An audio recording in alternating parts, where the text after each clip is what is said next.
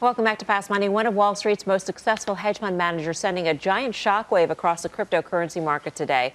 Paul Tudor Jones reportedly buying Bitcoin as a hedge against inflation. Jones comparing the cryptocurrency to the gold trade back in the 1970s, calling it the fastest horse in this environment. Let's break this bombshell down with our own Bitcoin baller, Brian Kelly.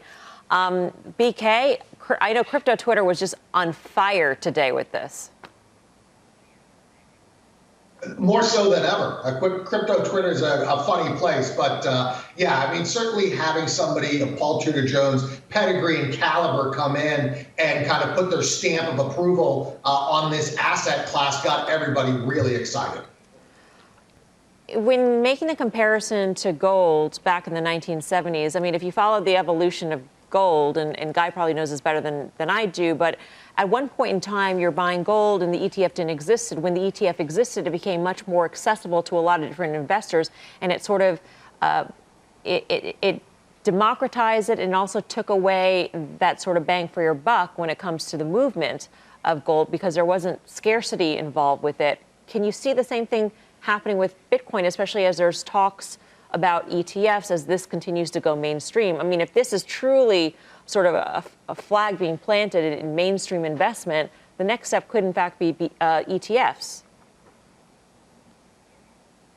I mean, it could be. We haven't seen it yet. I think we're a long way away from an ETF based on what the SEC has said. So at this point in time, it's much more of an institutional, well, actually retail can get into it fairly easily, but you're buying the spot market. And I think when you look back at the gold market in the 70s, that's when gold was no longer pegged, right? So that was kind of the first real market, speculative market that you had. And that's a lot like what Bitcoin is right now. You didn't have all the derivatives, you didn't have the options, you didn't have the ETFs that might tamp down that volatility. That's the same case here in Bitcoin. And when you look at Bitcoin, at least when I look at Bitcoin on a risk-reward basis, let's say you buy gold on the idea that inflation is coming and it doubles, you're going to be happy. Nobody's going to be upset at a double in an investment. But if you look at the volatility of Bitcoin, where it's gone and where it could go, a 5 or 10x in Bitcoin would not be inconceivable in this environment.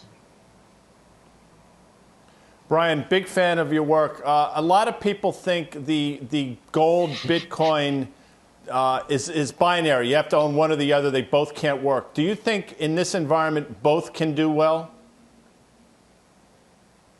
Sure, it's the same thesis. It's the idea that you have, you need a capped security or a capped supply. And so whether it's gold or whether it's Bitcoin, I happen to think Bitcoin has a much higher upside, a better risk to reward, but the thesis is very similar. The only other thing I would say about Bitcoin is that's different than gold, it's a lot more mobile, right? We've seen the issues we've had over the last weeks where gold prices disengaged from futures, spot gold, because they couldn't get gold bars from London to New York to settle. You don't have that issue with Bitcoin. This is internet money. You just send it right over and settle it. So in that sense, I think Bitcoin has a bigger role to play in this environment than gold does. All right. BK, great to see you.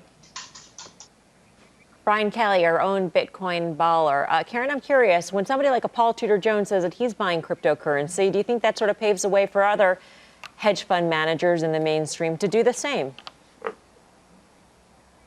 Yeah, I think so. I mean, it does. It's sort of, nobody wants to get sort of outed having owned Bitcoin if it completely falls apart. But if you can say, you know, Paul Tudor Jones owned it also, maybe that gives you a little bit of cover. I believe, I mean, I think that Mike Novogratz had said it a few weeks ago. I really believe if this isn't the environment for Bitcoin to work, with this kind of just money printing all around the world, then I don't know what is. So we'll see if inflation ever ticks up.